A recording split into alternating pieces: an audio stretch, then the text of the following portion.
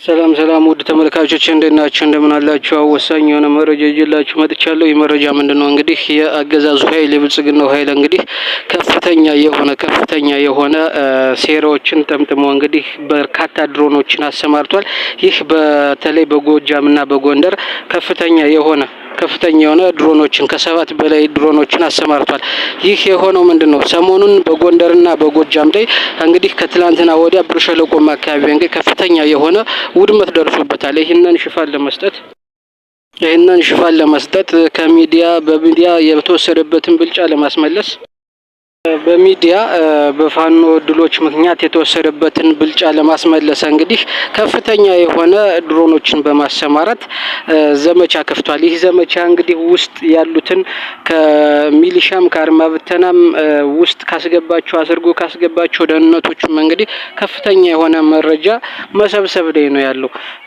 ለዚህ ደግሞ ማስረጃው እንግዲህ በጎጃም በርካታ የሚሊሻ አባላት የቀን ሰራተኛ መስለው እንግዲህ የደህንነት ስራ ሲሰሩ በቁጥጥር ስር መዋላቸውን በይፋዊ የአመራሮቻችን ገጾች ተመልክተናል። በጎንደርም በተመሳሳይ ከአድማ ብተና ወጥተው ፋኖን ለመቀላቀል በመምሰል ከሚሊሻ ወጥተው ፋኖን ለመቀላቀል በመምሰል መረጃ ሲሰበስቡ እንግዲህ እጅ ከፈንጅ የሰበሰቡትን መረጃና ያስተላለፉበትን መረጃ ወደ ጠላት ኃይል ያስተላለፉበትን እንግዲህ ተይዞባቸዋል። በዚህ መሰረት እርምጃ የተወሰደባቸው አሉ።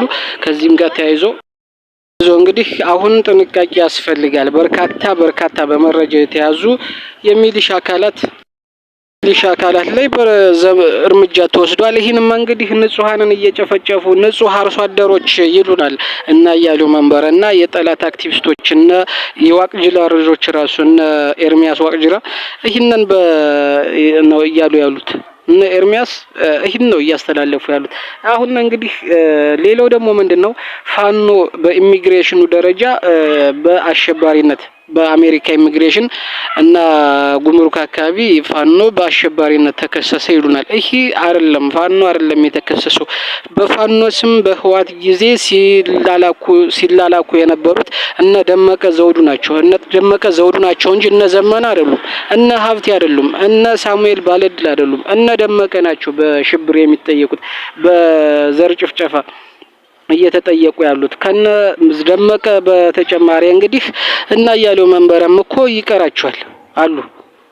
እነ ገዱ አንዳርጋቸው አሉ። እነ ደመቀ በተጠየቁበት በዛ መሰረት እነ ሰለሞን እንግዲህ የፋኖ ጸር በመሆኑ የአማራ ፋኖ የማስረዳት ችግር የለበትም በዚህ ጉዳይ ገብቶ።